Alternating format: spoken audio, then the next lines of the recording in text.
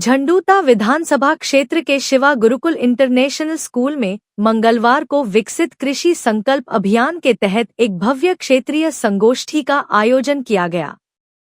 यह संगोष्ठी प्राकृतिक खेती को बढ़ावा देने के उद्देश्य से आयोजित की गई, जिसमें हिमाचल प्रदेश सहित देश भर से 5000 से अधिक किसानों ने भाग लिया।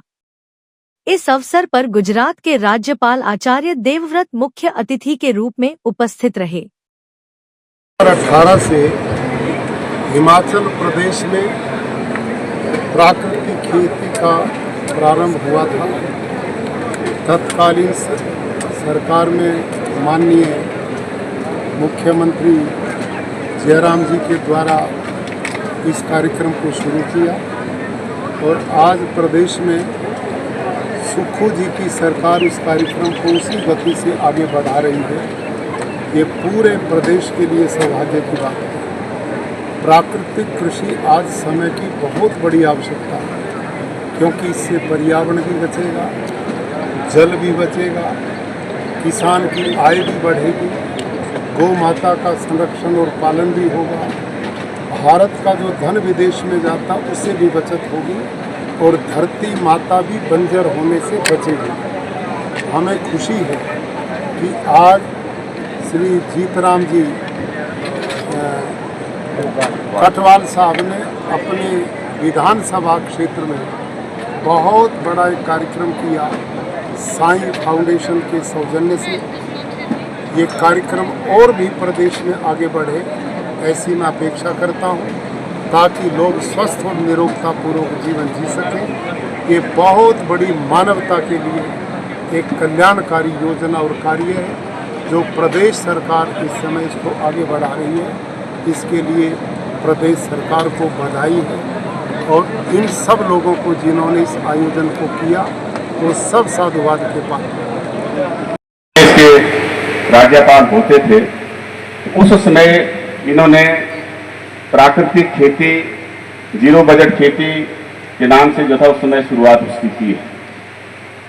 हम इनका आभार व्यक्त करते हैं कि इस समय जो रासायनिक उर्वरकों और रासायनिक दवाइयों की वजह से जो नुकसान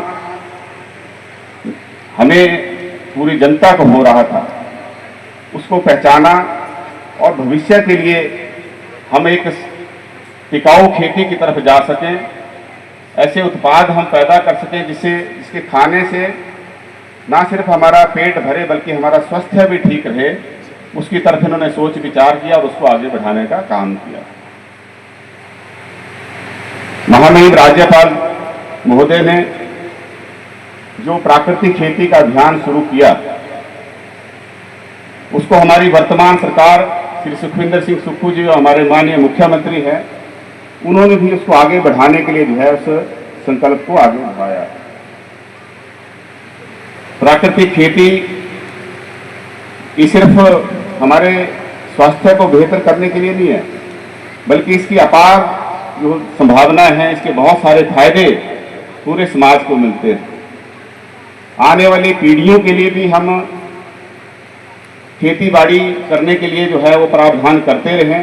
इसके लिए जरूरी है हम कि प्राकृतिक खेती की तरफ जाएं।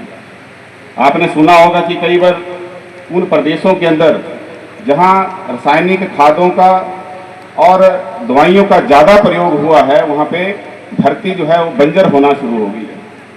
तो मुझे नहीं लगता कि कोई हमें से चाहता है कि हम अपने जीवन में ही जो है इतना ओवर एक्सप्लॉयटेशन इस धरती का कर लें कि आने वाली पीढ़ी को जो है वो खेती करना भी नसीब ना हो। इसलिए प्राकृतिक खेती की तरफ मुड़ना जरूरी है। इसलिए भी प्राकृतिक खेती करना जरूरी है ताकि हमारे कम संसाधनों में, हमारे कम खर्चे में हम जो है वो कृषि उत्पाद पैदा कर सकें।